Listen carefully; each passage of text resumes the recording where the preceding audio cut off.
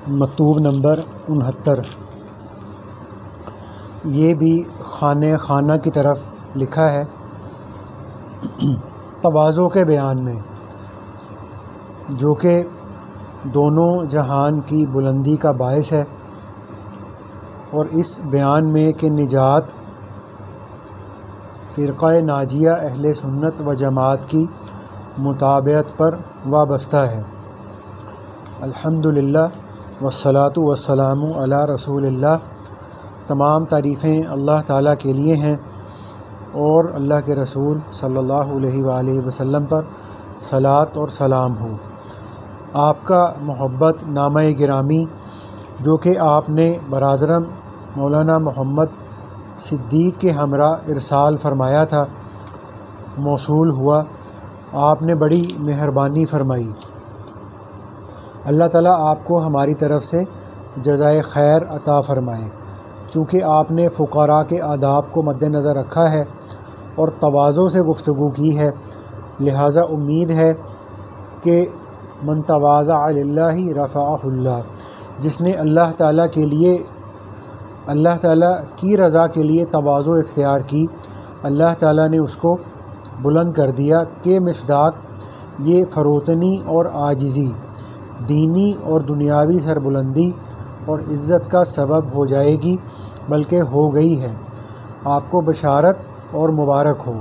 جب آپ نے انابت اور رجوع کے الفاظ استعمال کیے ہیں تو ایسا تصور فرمائیں کہ یہ انابت درویشوں میں سے کسی درویش کے ہاتھ پر واقع ہوئی ہے، اس کے نتائج اور ثمرات کے امیدوار رہیں، لیکن جہاں تک ہو سکے اس کے حقوق کو پوری طرح بجا لانا چاہیے۔ یہ فقیر وصیتوں اور نصیحتوں میں سے کیا لکھے اور علوم اور معارف میں سے کیا ظاہر کرے، کیونکہ علماء مجتہدین اور صوفیاء محققین اللہ تعالیٰ ان کی کوششوں کو مشکور فرمائے نے اس امر کی شرح اور تفصیل میں کوئی کوتاہی روا نہیں رکھی ہے، اور اس بے سر و سامان کے مسودوں کو بھی ظاہری طور پر بعض دوست آپ کی خدمت میں لے گئے ہیں۔ امید ہے کہ آپ کی نظر شریف سے گزرے ہوں گے۔ مختصر یہ ہے کہ نجات کا طریقہ افعال اور اقوال اور اصول اور فروع میں اہل سنت و جماعت کثرہم اللہ سبحانہ، یعنی اللہ تعالیٰ ان کی کثرت فرمائے، کی متابعت کرنے میں ہے۔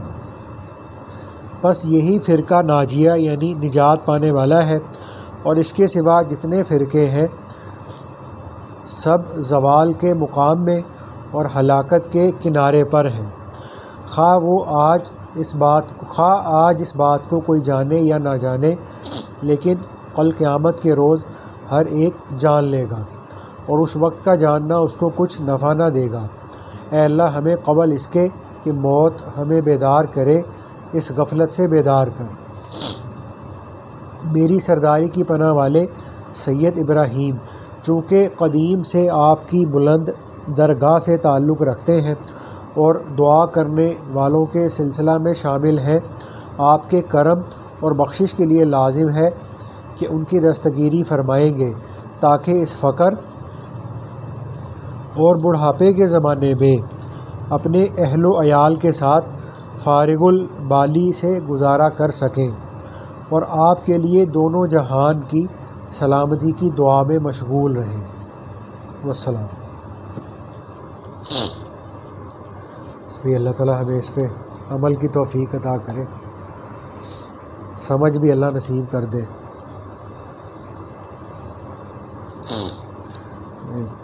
مجدد صاحب رحمۃ اللہ علیہ نے کچھ تواضع کے بارے میں بات کی تھی۔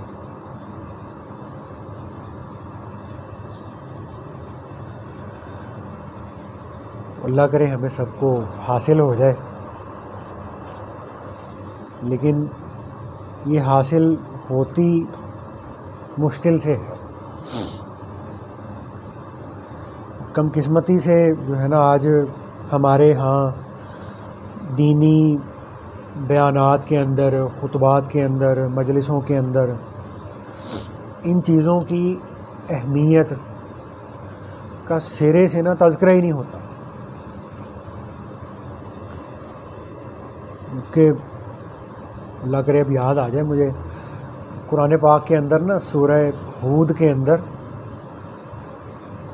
یہ اللہ پاک نے فرمایا ہے ان الذین آمنوا وعملوا الصالحات واخبتوا الی ربہم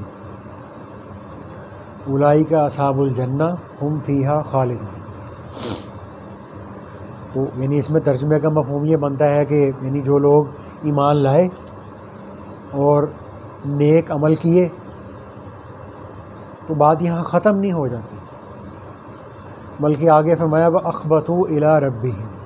اب یہ جو اخبتو ہے یا اخبات ہے، اس کا مطلب ہوتا ہے اپنے آپ کو اپنے آپ کے اندر اللہ تعالیٰ کے سامنے جھکا دینا، اپنے اندر عاجزی پیدا کر لینا، اپنے اندر تواضع پیدا کر لینا، اپنے آپ کو مٹا دینا، اپنی میں کو فنا کر دینا، یعنی قریب قریب اس کا مفہوم یہ بنتا ہے اخبات کا۔ تو اس کے بعد اللہ پاک یہ فرماتے ہیں کہ یہ لوگ جنت میں جائیں گے اور ہمیشہ اس میں رہیں گے۔ تو یہ جو تواضع ہے یہ ایسی چیز ہے۔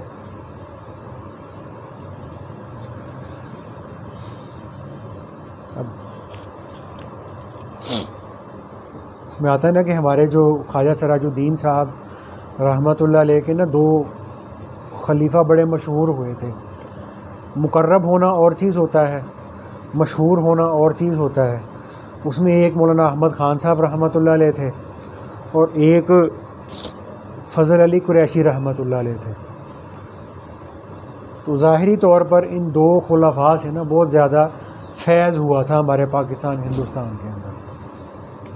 تو یہ جو ہمارے خواجہ فضل علی قریشی رحمۃ اللہ علیہ تھے، یہ مظفر گڑھ کے قریب علاقہ ہے مسکین پور، وہاں رہتے تھے۔ تو اور ان کے جو شیخ تھے خواجہ سراج الدین صاحب رحمۃ اللہ علیہ، وہ ان کی خانقاہ تھی ڈیرہ اسماعیل خان سے تھوڑا آگے۔ تو خواجہ فضل علی قریشی رحمۃ اللہ علیہ جب اپنے شیخ کے پاس جاتے تھے تو یہ 250 میل کا سفر بنتا تھا۔ تو جب بھی جانا ہوتا تھا ان کا پیدل جاتے تھے، اور پیدل جاتے تھے تو جتنا عرصہ وہاں ان کی خانقاہ میں رہتے تھے، تو اب خواجہ سراج الدین صاحب رحمۃ اللہ علیہ نے نا کچھ جانور وغیرہ رکھے ہوئے تھے۔ تو فضل علی قریشی رحمۃ اللہ علیہ فرماتے تھے کہ میں نے خانقاہ کے اندر جا کے اپنے ذمے اپنے شیخ کے جو جانوروں کی جو خدمت تھی نا وہ اپنے ذمے لے لی۔ تو کہا کرتے تھے کہ میرے جو باقی جو مرید حضرات تھے، جو پیر بھائی ہوا کرتے تھے، وہ سارا دن شیخ کی مجلس میں بیٹھتے تھے، معرفت کی باتیں سنتے تھے، مجلسوں میں شریک ہوتے تھے، اور میں سارا دن جو تھا نا اپنے شیخ کے جو جانور تھے ان کو چراتا تھا، ان کو نہلاتا تھا، ان کے پانی کا انتظام، ان کی جو ہے وہ رہن سہن کا بندوبست سارا دن کرتا رہتا تھا۔ تو جس وجہ سے مجھے اپنے شیخ کی مجلس میں نہ بیٹھنے کی نوبت کم آتی تھی، اور فرماتے تھے کہ جب کبھی مجھے اپنے شیخ کی مجلس میں بیٹھنے کی نوبت آ جاتی تھی تو جیسے ایک ہمارا ہوتا ہے نا، ہم، اور یہ اچھی بات ہے، ہونا بھی چاہیے، یعنی آگے بڑھ چڑھ کے بیٹھتے ہیں شیخ کے پاس، ہونا بھی چاہیے، اچھی بات ہے۔ تو فضل علی قریشی رحمۃ اللہ علیہ فرماتے تھے کہ میں اپنے آپ کو یہ کہا کرتا تھا کہ میں تو اپنے شیخ کے در کا کتا ہوں، اور جو کتے ہیں وہ پیچھے جوتوں میں بیٹھا کرتے ہیں۔ تو اس لیے یہ بہت آگے بڑھ چڑھ کے نہیں بیٹھتے ہوتے تھے، بلکہ وہ جو ساری جگہوں لوگوں کے پیچھے جو جوتے ہوتے تھے نا وہاں بیٹھتے تھے،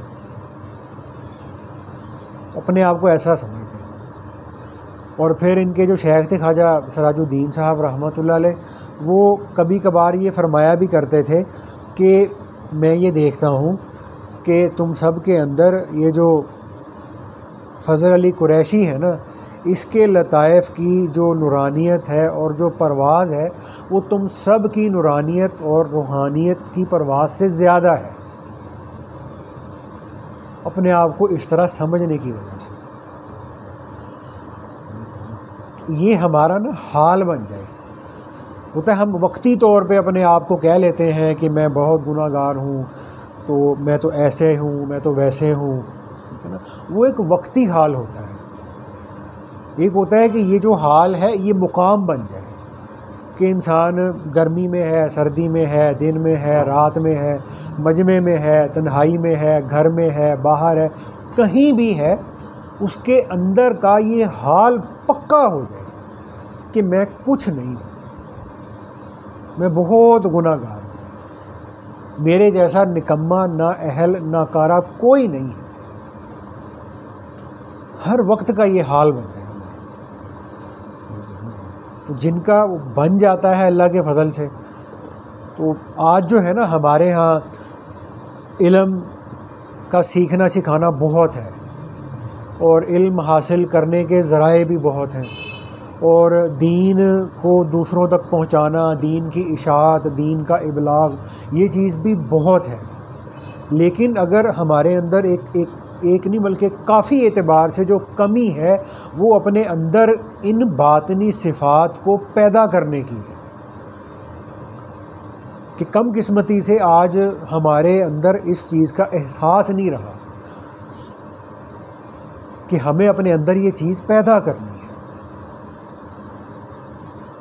جیسے ہمارے جو ہے نا یہ ادھر خلیفہ غلام محمد دین پوری صاحب رحمۃ اللہ علیہ، سلسلہ قادریہ کے بہت بڑے بزرگ گزرے.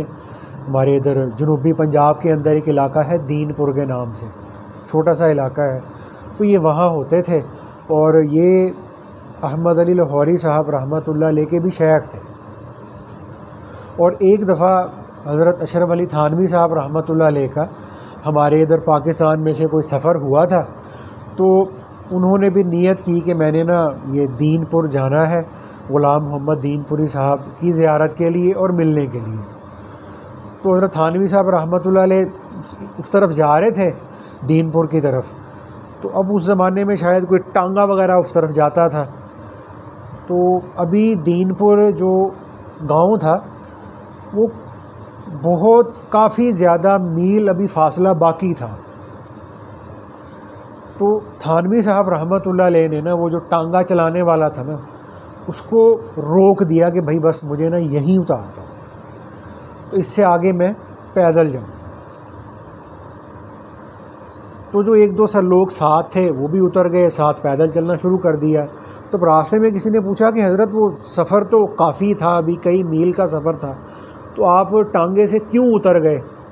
تو انہوں نے فرمایا کہ بھائی جو ہے نا وہ خلیفہ غلام محمد دین پوری صاحب جو ہے نا ان کی جو نسبت کے انوارات ہیں نا وہ مجھے یہاں کئی میل دور سے نظر آنے شروع ہو گئے تھے. تو اس لیے میں نے ان کی نسبت کے ادب کی وجہ سے پیدل سفر کو ترجیح دی. تب یہی جو غلام محمد دین پوری صاحب رحمۃ اللہ علیہ تھے نا، ان کے بارے میں آتا ہے کہ ان کو ایک دفعہ ملتان شہر میں کسی نے ان کی کھانے پہ دعوت کی، تو یہ چلے گئے، ساتھ میں کچھ دو چار لوگ اور بھی تھے. تو اب جب وہ کھانا کھا رہے تھے تو جو میزبان تھا اس کے گھر کے باہر کے دروازے پر نا کوئی کتا آگے بیٹھ گیا. تو غلام محمد دین پوری صاحب رحمۃ اللہ علیہ نے جو میزبان تھا اس سے پوچھا کہ بھئی اگر آپ کی اجازت ہو تو یہ کتے کو بھی کچھ روٹیاں اس کے سامنے رکھ دی جائیں. تو اس نے خوشی سے اجازت دے دی کہ حضرت ضرور رکھ دی جائیں، تو بلکہ میں رکھ دیتا ہوں. تو انہوں نے میزبان کو نہیں رکھنے دی، بلکہ دو روٹیاں خود اٹھائیں غلام محمد دین پوری صاحب رحمۃ اللہ علیہ نے، اور دو روٹیوں کے 4 ٹکڑے کر کے اس کتے کے آگے خود رکھے. حتیٰ کہ وہ جو مولوی صاحب تھے جنہوں نے ان کو بلایا ہوا تھا وہ ان کے مرید بھی تھے، شاگرد بھی تھے، اور جو ساتھ آئے ہوئے لوگ تھے وہ بھی ان کے مرید اور شاگرد ہی تھے. لیکن ان کے ہوتے ہوئے بھی اس چیز کو برداشت نہیں کیا، گوارا نہیں کیا، بلکہ خود اٹھ کر کتے کے آگے وہ روٹیاں رکھی. اس طرح کے لوگ تھے. تو اسی طرح ہمارے دارالعلوم دیوبند کے اندر، انڈیا کے اندر مفتی عزیز الرحمان عثمانی رحمۃ اللہ علیہ ہوتے تھے.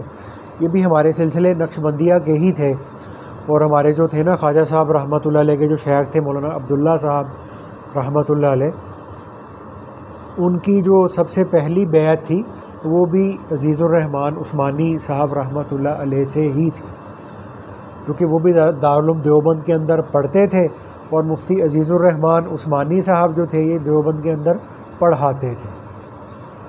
تو اس وقت یہ وہاں کے صدر مدرس تھے، شیخ الحدیث تھے.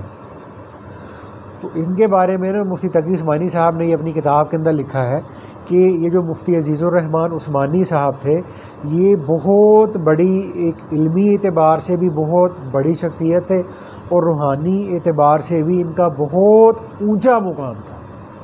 تو اتنی بڑی علمی اور روحانی نسبت ہونے کے باوجود ان کا اپنی زندگی میں اپنی وفات سے کئی سال پہلے تک کا یہ معمول تھا کہ صبح کو مدرسے دارالعلوم دیوبند جانے سے پہلے دیوبند قصبے کے اندر جتنی بیوائیں رہتی تھیں ان سب بیواؤں کے گھروں میں جاتے تھے، اور ان سے الگ الگ جا کے پوچھتے تھے کہ آپ کو آج کے دن کے لیے گھر میں کوئی سامان یا کچھ چیزیں وغیرہ لانے کی ضرورت تو نہیں ہے. تو جو بیوہ عورت کو اپنے گھر میں کسی چیز کے سامان کی ضرورت ہوتی تو وہ یہ ساری اس کی لسٹ لکھ لیتے، بازار جاتے، بازار سے جو سارا سامان خریدتے ایک ایک بیوہ کے گھر میں پہنچاتے. اور بعض دفعہ ایسا ہوتا کہ کوئی بیوہ جو تھی وہ کہہ دیتی کہ جی مولوی صاحب یہ چیز میں نے اتنی منگائی تھی آپ اتنی لے آئے. تو کبھی بھی اس کو یہ نہیں کہا کرتے تھے کہ بس ٹھیک ہے شکر کرو آ تو گئی غنیمت ہے، یہ بھی لا کے دینے والا کوئی نہیں تھا، تم فارغ سمجھتی ہو مجھے اور کام کوئی نہیں ہے، اتنا مصروف آدمی ہوں. بالکل کوئی بھی جو نہ ماتھے پہ بل آتا تھا نہ زبان پہ کوئی شکوہ آتا تھا، اسی وقت واپس چلے جاتے تھے. جو چیز جتنی مقدار میں کسی نے منگوائی ہوتی تھی دوبارہ لا کے دے دیتے تھے. اس طرح کی شخصیات، اتنے مٹے ہوئے لوگ تھے. ایسے ہمارے مولانا قاسم نانوتوی رحمۃ اللہ علیہ جو تھے یہ ہمارے دیوبند کے جتنے بھی جو بڑے حضرات تھے ان کے اندر تواضع کے اعتبار سے، فنائیت کے اعتبار سے، مٹے ہونے کے اعتبار سے ان کا کوئی ثانی نہیں تھا. اپنے آپ کو اس طرح سے انہوں نے مٹا کے رکھا ہوا تھا. تو ایک بار ان کو کسی علاقے والوں نے اپنے کسی جلسے وغیرہ پہ بلوایا، تو اب یہ ٹرین میں بیٹھے اور اس شہر کی جو یا قصبے کی جو اسٹیشن تھا وہاں پہنچ گئے. اب جو ان کو لینے کے لیے آنے والے جو لوگ تھے وہ تھوڑا لیٹ ہو گئے، پہنچ نہ سکے وقت پہ. تو قاسم نانوتوی صاحب رحمۃ اللہ علیہ نے یہ دیکھا کہ وہ تو آئے نہیں ہیں، تو یہ خود ہی ریلوے اسٹیشن کے دروازے سے باہر نکل آئے. اتنے میں نا کوئی اس وقت میں کوئی پولیس والا تھا، وہ بھی اس ٹرین میں سے ہی اترا تھا اور اس کے پاس کافی سارا سامان تھا. تو اس نے قاسم نانوتوی صاحب کو اسٹیشن کا کلی سمجھا، ان کے حلیے سے، لباس سے، چال ڈھال سے، ظاہر سے تو سمجھا یہ وہ ریلوے اسٹیشن کا کلی ہے. اور بابا جی ادھر آؤ. اور وہ بابا جی بھی تمیز نہیں ہے، کچھ بھی نہیں ہے. ہم اس طرح بات کر لیتے ہیں، تمیز نہیں ہے بات کرنے کی. اور بابا جی ادھر آؤ. ان کا جی فرمائیے. چلے گئے اس کے پاس. ان کا یہ سامان اٹھاؤ، یہ فلاں جگہ پہ لے کے جانا ہے. تو اب یہ بھی تو کہہ سکتے تھے کہ بھائی تمہیں کلی نظر آتا ہوں، میں کلی تلاش کرو، میں تو خود مسافر ہوں، میرے تو خود مہمان ہیں، وہ مجھے لینے آئے ہیں، وہ تو لیٹ ہو گئے. کچھ نہیں کہا اس کو. اس کا جو سامان تھا وہ ٹرنک سا تھا اس کے پاس، اس کو اپنے سر پہ رکھ دیا اور اسٹیشن سے باہر چلنا شروع کر دیا. اب وہ جو پولیس والا تھا وہ ساتھ ساتھ ڈانٹ بھی رہا ہے، بابا جی نظر نہیں آتا، دیکھ کے چلو، صحیح طرح چلو، ٹرنک نہ نیچے گرا دینا. اب وہ اس کو کوئی ماتھے پہ جو ہے نا شکن نہیں ہے، ان کو خاموشی سے چلتے ہوئے جا. تو اتنے میں وہ جو ان کو لینے کے لیے جو لوگ مجمع آنے والا تھا وہ سامنے سے سارے ہی آ گئے. تو انہوں نے دیکھا کہ جی یہ اتنے بڑے حضرت صاحب سے سامان سر پہ ٹرنک رکھوایا ہوا ہے. تو انہوں نے اس کمان نیچے اتروایا اور پولیس والے کو بھی ڈانٹا. تو خیر پولیس والا کہتا تھا کہ بھائی مجھے پتہ بھی نہیں تھا، تو اگر یہ کلی نہیں تھے تو یہ مجھے بتا ہی دیتے کہ بھائی میں کلی نہیں ہوں. تو انہوں نے یہ کہنا بھی گوارا نہیں کیا. تو جو متواضع آدمی ہوتا ہے، جو مٹا ہوا آدمی ہوتا ہے، جس آدمی کو نفس کی فنا کا مقام حاصل ہو چکا ہوتا ہے، اس کے ذہن، دل، دماغ، سوچ کے اندر بھی یہ بات نہیں آتی کہ مجھے جو بات یا مجھے جو کام کہا جا رہا ہے یہ میری شان اور مقام کے خلاف ہے.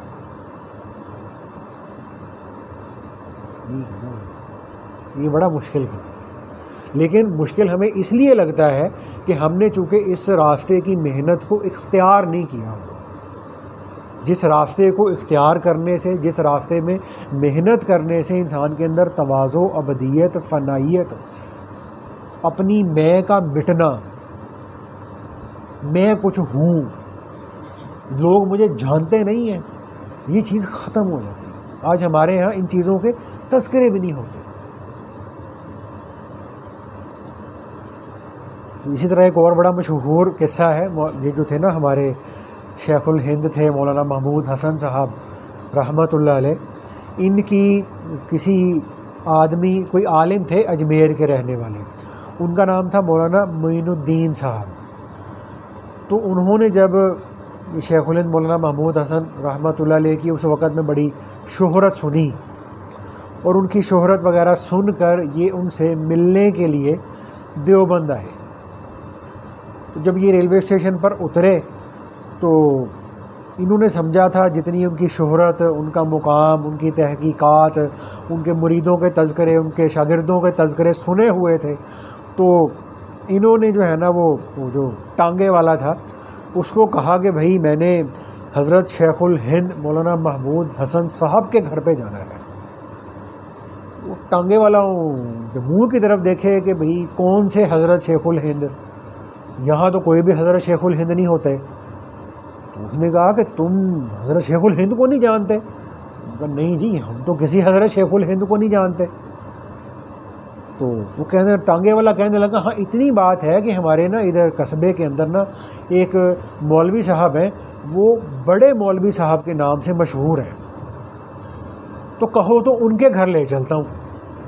تو انہوں نے کہا کہ چلو بھائی ان کی طرف ہی چلو، کچھ آرام کر لیں گے، کچھ کھا پی بھی لیں گے، ان سے پھر آگے پتہ لگ جائے گا کہ حضرت شیخ الہند کا گھر کہاں ہے. تو وہ ٹانگے والے نے جو ہے وہ ان کو، وہ جو بڑے مولوی صاحب تھے، ان کے گھر کے دروازے پہ اتار دیا، پیسے لیے چلا گیا. تو انہوں نے جو ہے نا وہ دروازہ کھٹکھٹایا مولوی معین الدین صاحب نے. تو اندر سے دیکھا کہ ایک آدمی نکلا، اس نے چادر باندھی ہوئی تھی، یا تہبند جس کو ہم کہہ لیتے ہیں، تہبند باندھا ہوا تھا اور اوپر سے صرف بنیان پہنی ہوئی تھی. تو دروازہ کھولا، انہوں نے فرمایا جی فرمائیے کس سے ملنا ہے. تو یہ جو مولوی معین الدین صاحب تھے یہ کہنے لگے بھائی میں مولوی معین الدین ہوں، اجمیر سے آیا ہوں اور حضرت شیخ الہند کی زیارت کا متمنی ہوں. تو انہوں نے کہا اچھا آئیے ماشاءاللہ بیٹھیے. دروازہ کھول دیا، بیٹھک میں بٹھا لیا. تو بیٹھک میں بیٹھے ہوئے بھی کچھ دیر ہوئی تھی تو وہ جو اندر سے صاحب آئے تھے تو انہوں نے وہ جو اندر سے جو ہاتھ والا پنکھا ہوتا ہے نا، جس کو وہ پکھی کہہ لیتے ہیں عام آسان لفظوں میں، وہ لے کے آئے، ان کو اس سے ہوا دینی شروع کر دی کہ جی آپ کا پسینہ خشک ہو جائے گا. ان کو شربت پلایا اور ان کا حال چال پوچھنا شروع کر دیا. تو مولوی معین الدین صاحب کہتے ہیں کہ بھائی بڑے میاں میرا وقت ضائع نہ کرو، میں بڑی دور سے آیا ہوں، مصروف آدمی ہوں، تو حضرت شیخ الہند سے ملنا ہے.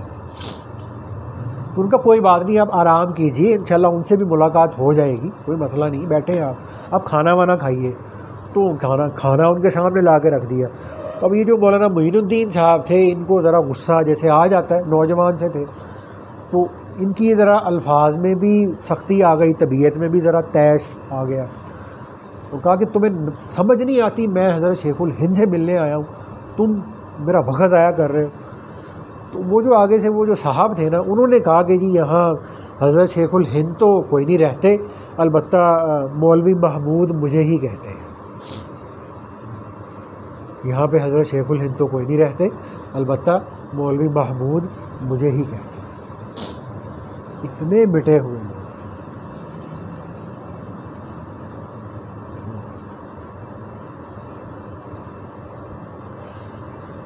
ایسے ہی وہ ہے نا، ہمارے تھے نا عبد القادر رائے پوری صاحب رحمۃ اللہ علیہ، ان کے جو شیخ تھے ان کا نام تھا مولانا عبد الرحیم رائے پوری صاحب رحمۃ اللہ علیہ۔ ان کے بارے میں نا عبد القادر رائے پوری صاحب رحمۃ اللہ علیہ، جو ان کے خلیفہ بھی تھے، جانشین بھی تھے، وہ یہ فرمایا کرتے تھے کہ میں اپنے شیخ یعنی عبد الرحیم رائے پوری صاحب کی، میں اپنے شیخ کی کبھی تعریف نہیں کرتا، اس لیے کہ اپنے شیخ کی تعریف کرنے میں بھی اپنی تعریف نکل آتی ہے۔ دیکھا جی میرے شیخ کیسے ہیں، تو اس میں شیخ کی نسبت ذرا کم ہوتی ہے، اپنا آپ ذرا نمایاں کرنا کہ جی میرے شیخ صاحب ایسے ہیں۔ تو فرماتے تھے کہ میں نے کبھی اپنے شیخ کی تعریف نہیں کی، لیکن میں اپنے شیخ مولانا عبد الرحیم صاحب رائے پوری رحمۃ اللہ علیہ کے پاس 16 سال رہا۔ تو یہ 16 سال بھی ہماری طرح نہیں رہتے تھے کہ ایک دن چلے گئے 2 گھنٹے بیٹھے اور پھر واپس آ گئے، تو یہ 16 سال مطلقاً ان کے پاس رہے تھے، یعنی اس میں سالوں کے بعد کبھی گھر جاتے تھے۔ تو فرماتے تھے کہ میں نے ان 16 سال کے اندر عبد الرحیم رائے پوری صاحب رحمۃ اللہ علیہ کی زبان سے کوئی ایک جملہ بھی ایسا نہیں سنا جس سے اپنی تعریف کی بو آتی ہو۔ 16 سال اس طرح کے آدمی۔ تو عبد الرحیم رائے پوری صاحب رحمۃ اللہ علیہ کے حالات میں آتا ہے نا کہ ان کے جو آگے شیخ تھے وہ تھے مولانا رشید احمد گنگوہی رحمۃ اللہ علیہ۔ تو ایک عالم تھے، ان کا نام تھا مولانا وہاج الدین صاحب، تو وہ رشید احمد گنگوہی صاحب رحمۃ اللہ علیہ کے مرید تھے۔ تو وہ ایک دفعہ عبد الرحیم رائے پوری رحمۃ اللہ علیہ کے پاس نا رائے پور آئے ان سے ملنے کے لیے۔ تو آئے، رات کو کھانا وغیرہ کھایا، سو گئے۔ تو اب جب یہ سو گئے تو کافی رات گزر گئی، تو ان کو محسوس ہوا کہ جیسے نا میرے نا رات کو سوتے وقت میں نا کوئی پاؤں دبا رہا ہے، اور دبانے میں اتنی احتیاط کر رہا ہے کہ پاؤں بھی دبتے رہیں، اگلے کی نیند بھی خراب نہ ہو۔ تو کہتے کہ میں نے سوچا کہ یار چونکہ میرے شیخ ہیں رشید احمد گنگوہی رحمۃ اللہ علیہ، تو ان کے جو ہے نا وہ یہ خلیفہ ہیں عبد الرحیم رائے پوری رحمۃ اللہ علیہ، تو انہوں نے یہ کیا ہوگا کہ اپنے کسی خادم کو یا خانقاہ کے کسی آدمی کو کہہ دیا ہوگا کہ یہ سفر کر کے آئے ہیں، رات کو تھکے ہوئے ہوں گے، تو ان کو ذرا رات کو نا ان کا آرام کا خیال رکھنا اور کو پاؤں وغیرہ بھی دبا دینا۔ تو کہتے میں نے سوچا کہ کوئی ان کا شاگرد یا مرید وغیرہ ہوگا جو پاؤں دبا رہا ہے۔ تو کہتے وہ میں نے سمجھا کہ چلو کچھ دیر دبائے گا پھر ہٹ کے چلا جائے گا، لیکن کافی دیر گزر گئی، پاؤں دباتا رہا۔ تو کہتے میں سوچ رہا تھا لیٹا ہوا یہ کیسا آدمی ہے، میں تھک گیا ہوں پاؤں دباتے، یہ پاؤں دباتے نہیں تھکا، یہ ہے کون؟ تو کہتے کہ میں نے جب اٹھ کے دیکھا تو وہ عبد الرحیم رائے پوری صاحب تھے، اور اس نسبت سے ان کے پاؤں دبا رہے تھے کہ بھائی یہ جو صاحب ہیں یا یہ جو مولوی صاحب ہیں ان کا میرے شیخ کے ساتھ بیعت کا تعلق ہے، تو اپنے شیخ کی نسبت کی وجہ سے ان کی اتنی خدمت کر رہے تھے، پاؤں دبا رہے تھے۔ اور یہ عبد الرحیم رائے پوری صاحب رحمۃ اللہ علیہ کے بارے میں نا اشرف علی تھانوی صاحب رحمۃ اللہ علیہ نے یہ لکھا تھا، فرمایا کرتے تھے حضرت تھانوی صاحب رحمۃ اللہ علیہ کہ میں رائے پور گیا ہوا ہوں عبد الرحیم رائے پوری صاحب کی خانقاہ کے اندر، تو فرماتے تھے کہ رائے پور کی خانقاہ کے ساتھ ایک باغ تھا۔ تو تھانوی صاحب رحمۃ اللہ علیہ فرمایا کرتے تھے کہ رائے پور کی خانقاہ کے ساتھ جو باغ ہے نا، اس باغ کے درختوں کے پتوں میں سے بھی تواضع، ابدیت اور فنائیت ٹپکتی ہے، کہ اتنی وہاں پہ رہنے والی جو شخصیت ہے، جو شیخ ہے، اس کے اندر اتنی تواضع ہے، اتنی ابدیت ہے، اتنا اپنے آپ کو مٹایا ہوا ہے کہ ان کی اس تواضع، ابدیت اور فنائیت کا اثر اس باغ کے درختوں سے بھی چھلکتا ہے۔ ایسے مٹے ہوئے لوگ تھے. وہ تو ایسے چلتے چلتے ہمارے قریب کے دور میں جو ہمارے خواجہ خان محمد صاحب رحمۃ اللہ علیہ تھے، تو اب ان کے حالات میں، ان کی سوانح میں لکھا ہوا ہے کہ ان کے جو ایک جو معالج تھے، ان کا نام تھا ڈاکٹر خالد خاکوانی صاحب. تو یہ میاں والی میں ہوتے تھے، تو غالباً شاید یہ میڈیسن کے پروفیسر تھے یا آرتھوپیڈک کے تھے. تو جو خواجہ صاحب رحمۃ اللہ علیہ کی سوانح ہے، تو سوانح کے اندر خواجہ صاحب رحمۃ اللہ علیہ کے جو پوری زندگی میں جو علاج کرنے والے لوگ تھے نا، ڈاکٹر تھے، حکیم تھے، اس کا ایک پورا باب ہے. اس میں ان کے حالات لکھے ہوئے ہیں کہ فلاں حکیم صاحب ان کے معالج تھے یا فلاں ڈاکٹر صاحب ان کے معالج تھے، تو ان کے آگے کیا کیا حالات تھے، کیا کرتے تھے، کیسی ان کی زندگی تھی. تو یہ جو ڈاکٹر تھے نا خالد خاکوانی صاحب، تو ان کے جو والد تھے نا، ان کا نام تھا فضل محمود خاکوانی. تو یہ جو فضل محمود خاکوانی صاحب تھے، یہ بھی خواجہ صاحب رحمۃ اللہ علیہ سے ہی بیعت تھے، اور اللہ کے فضل سے حقیقی معنوں میں شیخ کی صحبت کا رنگ بھی اللہ نے ان پہ چڑھایا ہوا تھا. تو یہ پولیس کے محکمے میں تھے. ان کی ٹرانسفر ہو گئی، فضل محمود خاکوانی صاحب کی ٹرانسفر ہوئی کوئٹہ کے اندر بطور ایس پی کے. تو اب چونکہ یہ ماشاءاللہ ایک محنتی آدمی تھے، دینی اعتبار سے بھی، روحانی اعتبار سے بھی، اور اپنے آپ کو مٹایا ہوا تھا، اپنی میں کو فنا کیا ہوا تھا. تواضع اللہ کے فضل سے ان کو حاصل تھی. تو ٹرین میں سفر کر رہے تھے، تو سادہ کپڑوں میں تھے، تو اور اتنی عمر بھی نہیں تھی. تو ان کے ساتھ والی سیٹ پر ٹرین میں ایک فوج کے کیپٹن صاحب بھی بیٹھے ہوئے تھے. تو راستے میں جب ٹرین کسی اسٹیشن پر رکی، تو یہ جو فضل محمود خاکوانی صاحب تھے، یہ اپنے کسی کام سے وہ ٹرین سے نیچے اترنے لگے. تو وہ جو کیپٹن صاحب تھے، انہوں نے کہا مولوی صاحب نیچے جا رہے ہو نا، تو میرے لیے بھی جو ہے نا وہ پانی کی بوتل لیتے آنا. تو انہوں نے کہا جی بہت اچھے، لے آئیں گے. پانی کی بوتل لا کے دے دی. تو ٹرین چل پڑی. ٹرین کسی اگلے اسٹیشن پہ رکی. تو وہ جو کیپٹن صاحب تھے، ان کا مولوی صاحب ذرا باہر سے جو ہے نا پلیٹ فارم سے میرے لیے چائے کا ایک کپ اور تھوڑے سے بسکٹ بھی لے آئیے.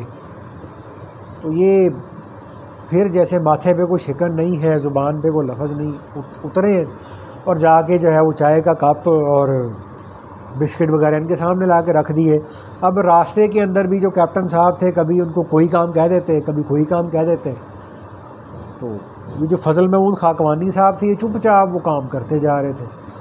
تو اب جب وہ کوئٹہ آ گیا، تو ریلوے اسٹیشن پہ اترے، تو وہ جو کیپٹن صاحب تھے، انہوں نے کہا مولوی صاحب میرا یہ ذرا بریف کیس ہے، اس کو بھی ذرا اٹھا کے نا پلیٹ فارم تک لے جائیے.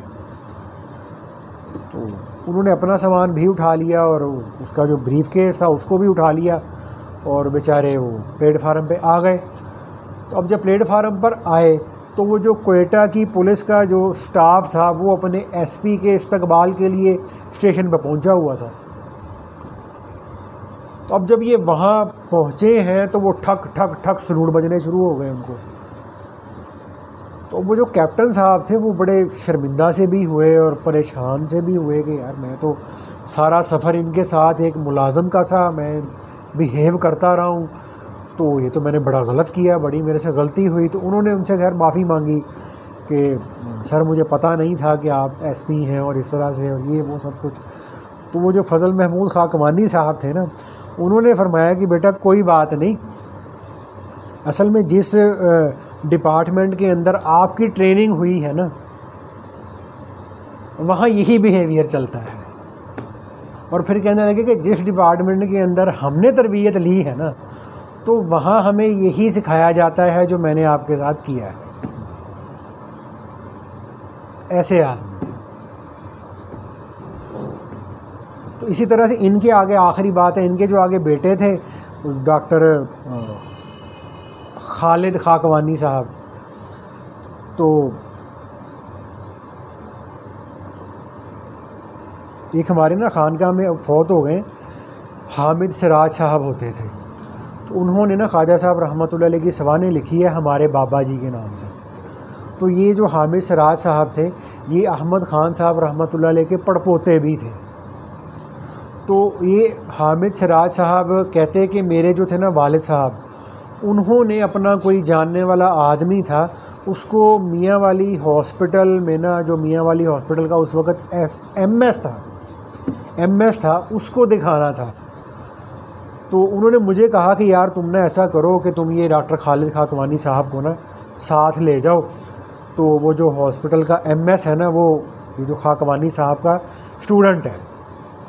تو چلو اسی بہانے ان سے ملاقات ہو جائے گی اور مریض کو دکھانے میں ذرا آسانی بھی ہو جائے گی.